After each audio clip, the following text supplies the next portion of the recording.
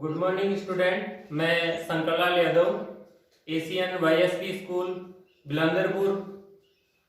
आज मैं कक्षा 10वीं का विषय सामाजिक की शुरू करने जा रहा हूं और इसमें आज हम लेंगे लेसन नंबर 6 और केंद्र सरकार। जो हमारा लेसन नंबर 6 है वो है केंद्र सरकार। वैसे हम देखें तो हमारी जो शासन व्यवस्था है भारत में वो प्रमुख रूप से 3 प्रकार की शासन व्यवस्था है: केंद्र सरकार, राज्य सरकार और स्थानीय सरकार। तो उसमें आज हमारा जो टॉपिक है वो है केंद्र सरकार। केंद्र का मतलब यानी भारत सरकार।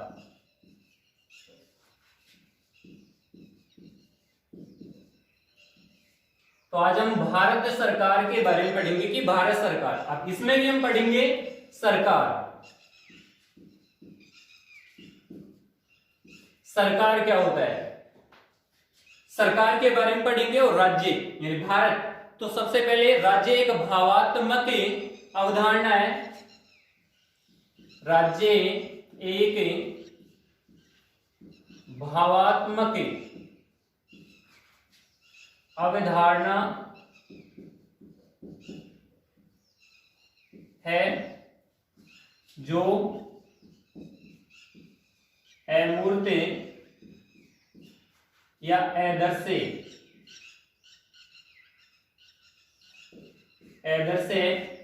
यानी अमूर्त और आदर्श मतलब दिखाई नहीं देता, यानी हमारे को दिखाई नहीं देता। राज्य एक भावात्मक अवधारणा है जो अमूर्त है, आदर्श है, हमें दिखाई नहीं देता। इस राज्य को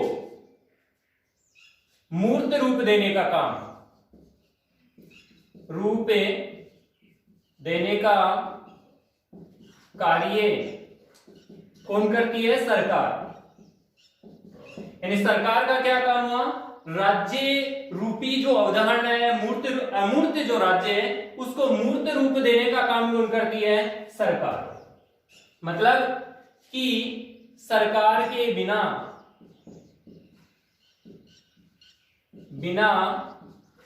राज्य की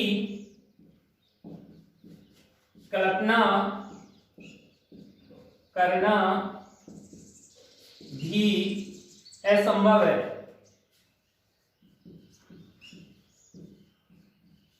मतलब कि सरकार के बिना हम राज्य की कल्पना भी नहीं कर सकते। तो इसका मतलब ये हुआ कि किसी भी राज्य के लिए वहां सरकार का होना आवश्यक है। उसको आकार देने का काम, उसमें एक तरह का जीवन देने का काम कौन करती है? सरकार। आगे देखेंगे हम कि राज्य की सामूहिक इच्छाओं को निर्धारित करती है कौन? सरकार। मतलब कि राज्य मतलब जैसे उदाहरण भारत है, यानी यहां देश नहीं लेंगे हम राजनीतिक विज्ञान में या सामाजिक में, हम राज्य का मतलब किससे लेंगे? भारत से। तो भारत संपूर्ण भारत की सामूहिक इच्छा, यानी पूरे भारत में निवास करने वाले लोगों की जो इच्छा है उसको निर्धारित कौन करती है? सरकार। उदाहरण लेंगे हम, जैसे अनुच्छेद 370 या धारा जो 370 या आर्टिकल 35A को भारत सरकार द्वारा हटाया गया। तो किसकी इच्छा थी? संपूर्ण भारत की जनता। तो मतलब सारे भारत की सामूहिक इच्छा का निर्धारित, उनको बदलने का काम, उनको जो नियम बनाना है का काम है, निर्धारित करने का काम कौन करती है? सरकार। उदाहरण में हमने देखा कि अनुच्छेद 370 को हटाने का काम किसके द्वारा किया गया?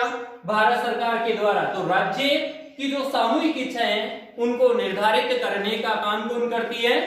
सरकार करती है। आगे देखेंगे अब इसमें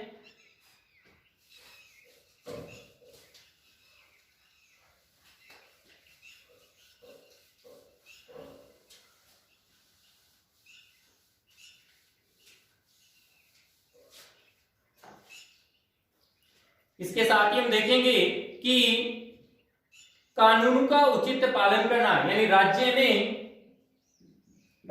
में निवास करने वाले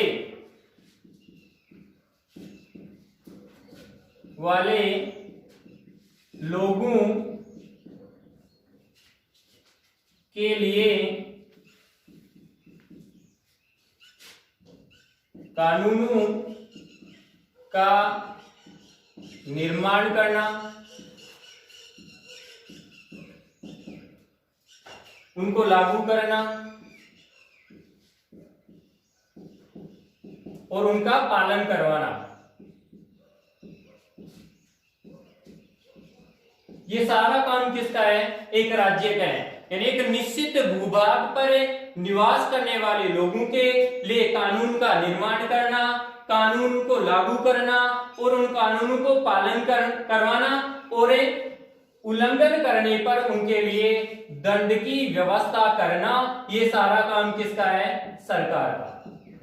तो सरकार का ये सारा काम है कि कानून या नियमों को बनाना, उनको लागू करना और उनका पालन करवाना और फिर उनका उल्लंघन करने पर दंड की व्यवस्था सरकार के द्वारा की जाती है। अगला एक विद्वान है, एक दार्शनिक है, गार्डनर, उनके द्वारा सरकार की एक परिभाषा दी गई है, वो देखेंगे हम। गार्डनर के द्वारा या गार्डनर के अनुसार सरकार वह अभिकरण या मशीन है जिसके द्वारा राज्य की नीति निर्धारित की जाती है। तो गार्डनर के अनुसार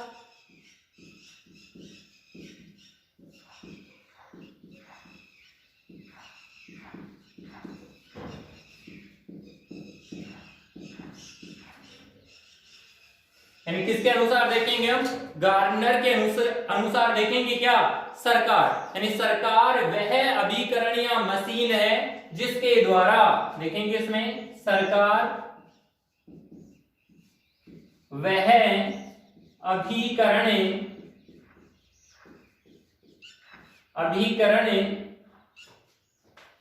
या मशीन है जिसके द्वारा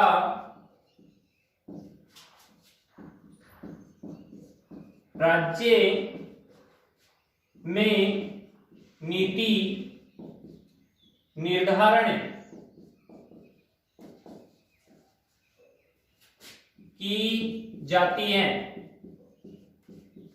यानी किसकी परिभाषा है? गार्डनर की। यानी सरकार एक ऐसा अभिकरण, यानी एक तरह का उपकरण, यानी सरकार एक ऐसा उपकरण या एक ऐसी मशीन है जिसके द्वारा राज्य की नीति निर्धारण, यानी राज्य में निवास करने वाले लोगों के लिए कानून का निर्माण, यानी कानून का निर्माण किसके द्वारा किया जाता है? सरकार के अनुसार। ये परिभाषा किसने दी? गार्डनर महोदय ने दी कि सरकार वह अभिकरण या उपकरण या मशीन का रूप दिया, मशीन है जिसके द्वारा राज्य में नीति निर्धारण या कानून का निर्माण किया जाता है। तो इस प्रकार से सरकार के हमने कार्य पढ़े। अगला जो हमारा बिंदु है वह है सरकार के प्रमुख अंग।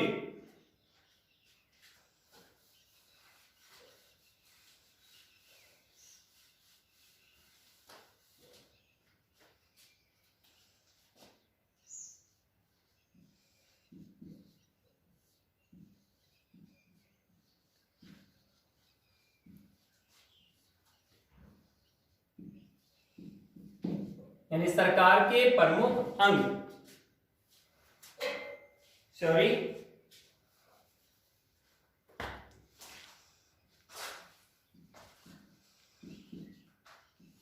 सरकार के प्रमुख अंग देखेंगे हम। तो इसमें हम देखेंगे, इससे पहले हम आपको जो अब तक पढ़ाया वो उतारना है, लिख लें। राज्य एक भावात्मक अवधारणा है। राज्य एक भावात्मक अवधारणा है। राज्य एक भावात्मक अवधारणा है जो एक अमूर्त एवं है, जो एक अमूर्त एवं आदर्श है, अमूर्त एवं आदर्श है अमूर्त एवं आदर्श संस्था है। सरकार द्वारा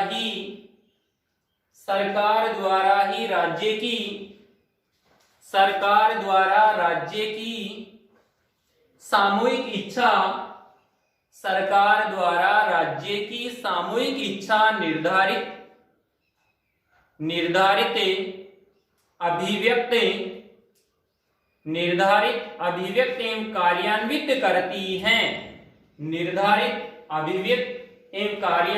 करती है। सरकार के, स्टेप बदलकर लिखेंगे, सरकार के अभाव में राज्य की कल्पना भी नहीं की जा सकती। सरकार के अभाव में राज्य की कल्पना भी नहीं की जा सकती। सरकार के अभाव में राज्य की कल्पना भी नहीं की जा सकती। सरकार राज्य के निश्चित भूभाग, स्टेप बदलकर लिखेंगे, सरकार राज्य के निश्चित भूभाग में बसने वाले लोगों की सेवा करती है। सरकार राज्य के निश्चित भूभाग पर बसने वाले लोगों की सेवा करती है। राज्य के निश्चित भूभाग में बसने वाले लोगों की सेवा करती है। कानूनों का निर्माण करती है। साथ ही उनकी समस्याओं का समाधान करती है।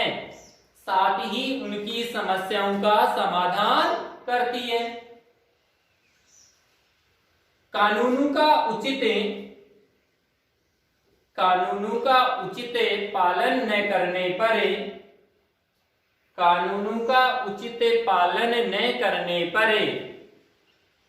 दंडित करने की व्यवस्था भी करती है। कानूनों का उचित पालन न करने पर दंडित करने की व्यवस्था भी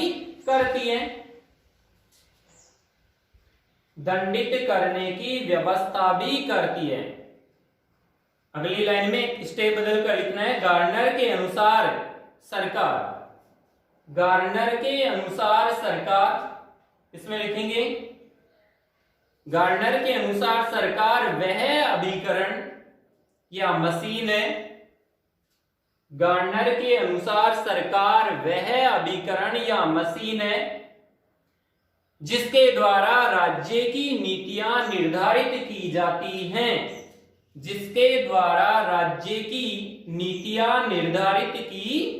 हैं। यहां तक आपने लिख लिया। तो अब हमारा जो अगला टॉपिक है, सरकार के प्रमुख अंग। तो हमारे सरकार के प्रमुख 3 अंग हैं। पहला अंग है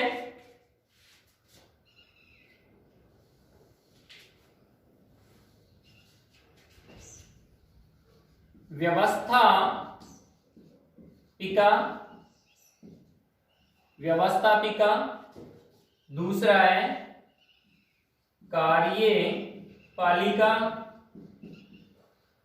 कार्यपालिका और तीसरा है न्यायपालिका।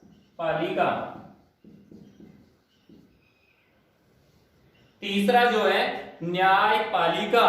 तो इस प्रकार से सरकार के प्रमुख 3 अंग हो गए, व्यवस्थापिका, कार्यपालिका और न्यायपालिका।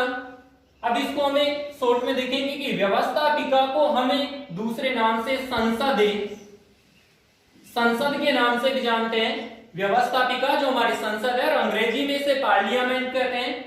दूसरा जो प्रमुख अंग है वो है कार्यपालिका। कार्यपालिका में सम्मिलित किए गए हैं हमारे प्रधानमंत्री, उसका मंत्रिमंडल और राष्ट्रपति भी इसमें सम्मिलित किया जाता है।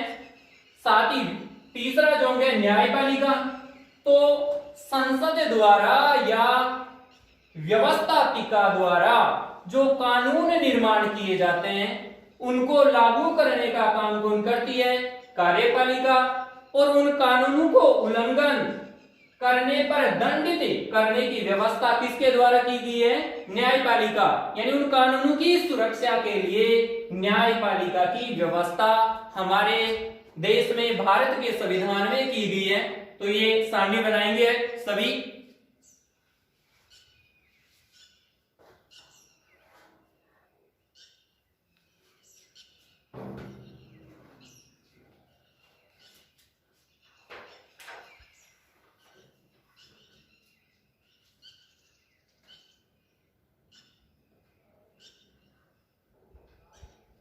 बना लिया। तो हम सबसे पहले अभी इसमें सरकार के प्रमुख जो अंग है उनमें पहला जो अंग हम पढ़ेंगे व्यवस्थापिका।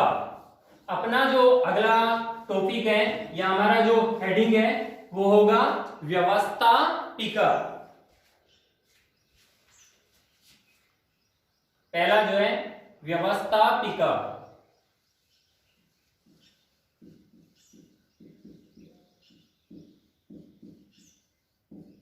व्यवस्थापिका यानी हम व्यवस्थापिका के बारे में पढ़ेंगे। व्यवस्थापिका को हम संसद भी कहते हैं, संसद या विधायिका, या अंग्रेजी में बोले तो इसे पार्लियामेंट भी कहते हैं। हमारे सरकार का ये प्रथम अंग है और महत्वपूर्ण अंग है। तो हमें अब पढ़ने जा रहे हैं प्रथम अंग है, जो प्रथम अंग व्यवस्थापिका है।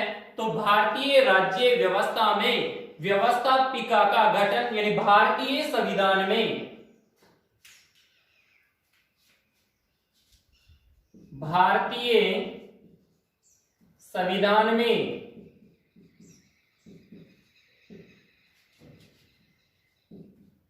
व्यवस्थापिका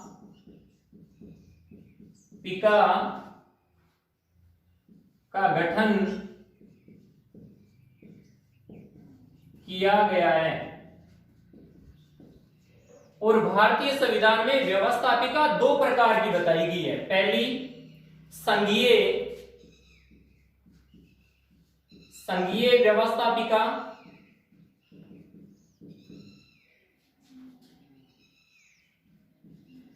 और दूसरी है राज्य व्यवस्थापिका। तो मतलब व्यवस्थापिका भारत में, भारत के संविधान में दो प्रकार की व्यवस्थापिका की व्यवस्था की गई है। संघीय व्यवस्था जो संपूर्ण देश के लिए, जिसको हम संसद कहते हैं, और एक दूसरे प्रकार की जो व्यवस्थापिका है हमारी वो है राज्यों में, जो राज्य व्यवस्थापिका है। तो भारतीय संघीय व्यवस्था में संसद है यानी पार्लियामेंट, यानी संघीय व्यवस्था को जो क्या कहा गया है, पार्लियामेंट या संसद कहा गया है। तो इसके बारे में पढ़ेंगे हम सबसे पहले। राज्य व्यवस्थापिका का अगले पार्ट में हम अध्ययन करेंगे। तो इसे जो लेसन है इसमें हम जो पहली संघीय व्यवस्थापिका है उसके बारे में अध्ययन करेंगे। तो इसमें देखेंगे हम संघीय व्यवस्थापिका। हमारे भारतीय संविधान के अनुच्छेद 79 के अनुसार ये व्यवस्था की गई है कि भारत में एक संसद होगी जिसका निर्माण राष्ट्रपति संसद के दो सदनों से मिलकर होगा। यानी संघीय जो व्यवस्थापिका है उसमें व्यवस्था की गई है कि हमारे भारतीय संविधान में यह व्यवस्था की गई है किसके अनुसार, अनुच्छेद 79 में यह कहा गया है कि भारत में एक संसद होगी, संसद होगी यानी भारत में एक संसद होगी और वो उस संसद का निर्माण किनके द्वारा होगा, भारत के राष्ट्रपति प्लस दो सदन मिलकर किसका निर्माण करेंगे, संघीय व्यवस्थापिका का निर्माण करते हैं। भारत के संविधान में अनुच्छेद 1979 में यह कहा गया कि भारत में संघीय व्यवस्थापिका होगी, उसको दूसरे नाम से किस नाम से जानते हैं, संसद होगी। इस संसद का निर्माण भारत में भारत के राष्ट्रपति और भारत के इसे जो संसद है उसके दो सदन मिलकर इसका निर्माण करते हैं व्यवस्थापिका का। एक सदन है लोकसभा और दूसरा सदन है राज्यसभा। एक सदन का नाम है, दो सदन है, एक लोकसभा और दूसरा है राज्यसभा। यानी दो सदनों से राज्यसभा, दो सदनों से और एक तीसरा राष्ट्रपति से मिलकर किसका निर्माण हुआ, व्यवस्थापिका का या संसद का निर्माण हुआ। तो इस प्रकार से भारत की जो व्यवस्थापिका है वो दो सदन लोकसभा, राज्यसभा और राष्ट्रपति तीनों से मिलकर किसका निर्माण होता है, संसद का निर्माण होता है। तो हम देखेंगे कि लोकसभा को अन्य किसी नाम से यानी निम्न सदन और इसको उच्च सदन के नाम से भी जानते हैं। लोकसभा को लोकप्रिय सदन भी कहते हैं क्योंकि लोकसभा के जो सदस्य होते हैं सीधे जनता द्वारा चुने हुए होते हैं, यानी प्रत्यक्ष मत प्रणाली के माध्यम से जनता द्वारा लोकसभा के सदस्य चुने जाते हैं।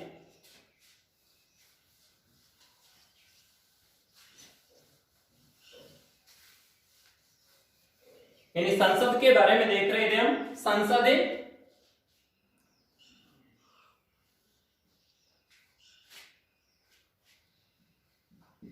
लोकसभा,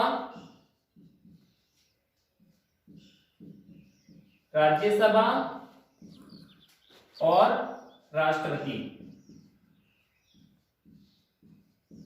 तीनों से मिलकर संसद या व्यवस्थापिका का निर्माण होता है। अभी इसमें हमने इसे निम्न सदन, इसे उच्च सदन के नाम से भी जानते हैं। निम्न सदन और उच्च सदन, राज्यसभा को उच्च सदन और लोकसभा को निम्न सदन। साथ ही इसे प्रिय सदन के नाम से भी जानते हैं। लोकप्रिय की जनता में सबसे प्रिय जो लोकप्रिय है क्योंकि यहां जो लोकसभा के जो निर्वाचित सदस्य होते हैं वो जनता द्वारा सीधे निर्वाचित होते हैं, इसलिए इसे लोकप्रिय सदन के नाम से भी जाना जाता है। तो अब लिखेंगे इसमें आगे, भारतीय राज्य व्यवस्था में व्यवस्थापिका का गठन दो स्तरों पर हुआ है। भारतीय राज्य व्यवस्था में व्यवस्थापिका का गठन दो स्तरों पर हुआ है। एक नंबर पर संघीय व्यवस्थापिका, एक नंबर पर लिखेंगे संघीय व्यवस्थापिका, नंबर 2 पर लिखेंगे राज्य व्यवस्थापिका, नंबर 2 राज्य व्यवस्थापिका। स्टेप बदल कर लिखेंगे, भारतीय संघीय व्यवस्थापिका को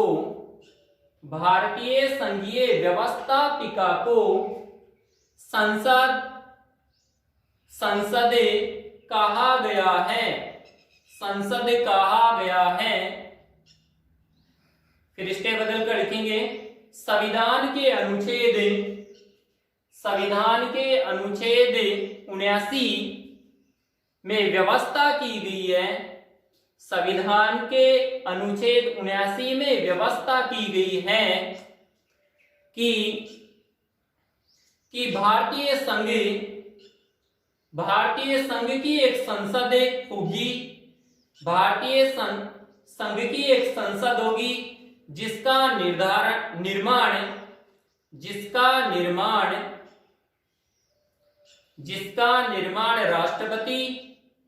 राष्ट्रपति तथा संसद के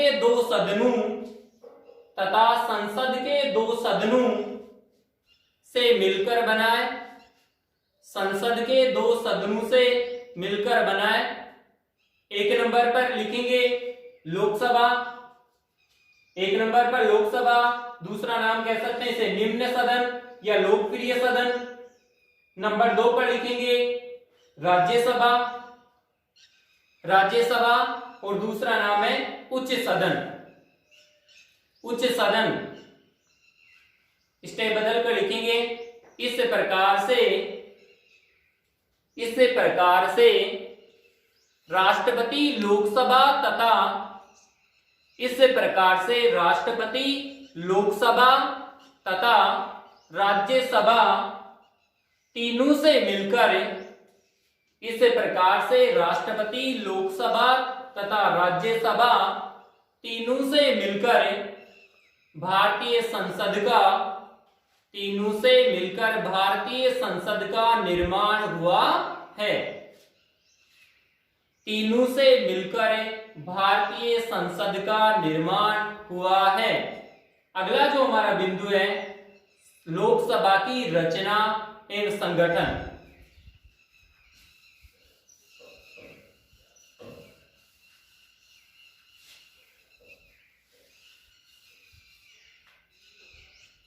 लोकसभा की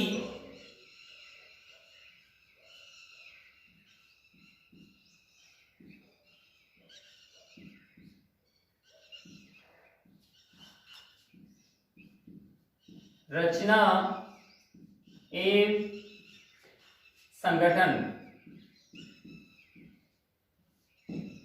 यानी इसमें हम पढ़ेंगे कि लोकसभा का निर्माण, जो प्रथम सदन है या जो निम्न सदन है या लोकप्रिय सदन है हमारा, संसद के 3, यानी हमारी जो संसद है व्यवस्थापिका है उसके हमने 3 अंग, यानी किस किस से निर्माण हुआ, लोकसभा, राज्यसभा और राष्ट्रपति। अब इसमें जो पहला अंग है लोकसभा, उसके बारे में पढ़ेंगे कि इसका निर्माण किस प्रकार से होता है लोकसभा का। तो लोकसभा का निर्माण, लोकसभा संसद का प्रथम एवं निम्न सदन है। सबसे पहले इसमें देखेंगे कि लोकसभा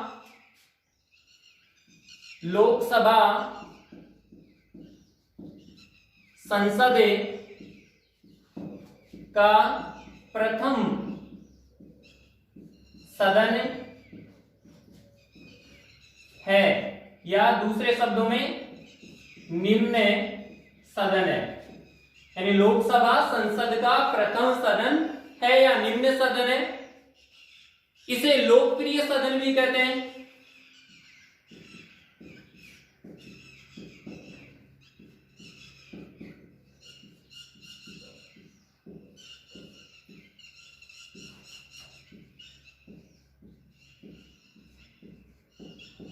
इसे लोकप्रिय सदन भी कहते हैं क्योंकि इसके सदस्य जनता द्वारा प्रत्यक्ष रूप से निर्वाचित होते हैं या चुने जाते हैं। कारण क्या है लोकप्रिय सदन कहने का? क्योंकि इसके सदस्य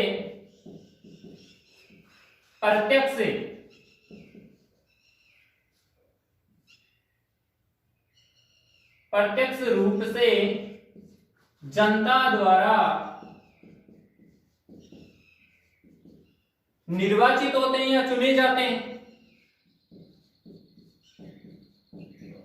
निर्वाचित होते हैं या चुने जाते हैं मतलब सीधे जनता द्वारा वोट डालकर लोकसभा के सदस्यों का निर्वाचन होता है या चुनाव के माध्यम से चुनावी प्रक्रिया के प्रत्येक वयस्क भारतीय के द्वारा लोकसभा के सदस्यों का निर्वाचन किया जाता है अपने अपने क्षेत्र में। तो इसलिए हम इसको लोकप्रिय सदन कहते हैं क्योंकि सीधे जनता द्वारा, इसके प्रत्यक्ष रूप से जनता द्वारा इसके सदस्यों का चुनाव होता है। लिख लो ये पॉइंट डालना है और इस पॉइंट में लिखना है लोकसभा की रचना एक संगठन, और इसमें लिखना है लोकसभा संसद का प्रथम सदन एवं निम्न सदन है। लोकसभा संसद का प्रथम सदन एवं निम्न सदन है। इसे लोकप्रिय सदन भी कहते हैं। इसे लोकप्रिय सदन भी कहते हैं, क्योंकि इसके सदस्य प्रत्यक्ष रूप से जनता द्वारा चुने जाते हैं, यानी सीधा जनता के मतदान के माध्यम से लोकसभा के सदस्यों का चुनाव होता है। अगला जो बिंदु है सदस्य संख्या, किसकी? लोकसभा के बारे में पढ़ेंगे, रचना एवं संगठन, तो लोकसभा की सदस्य संख्या। अगला जो बिंदु डालना है इसमें हमें सदस्य संख्या। नंबर 1 सदस्य संख्या। जो हम अगले पार्ट में पढ़ेंगे कल, इससे आगे हम अगले पार्ट में कल देखेंगे।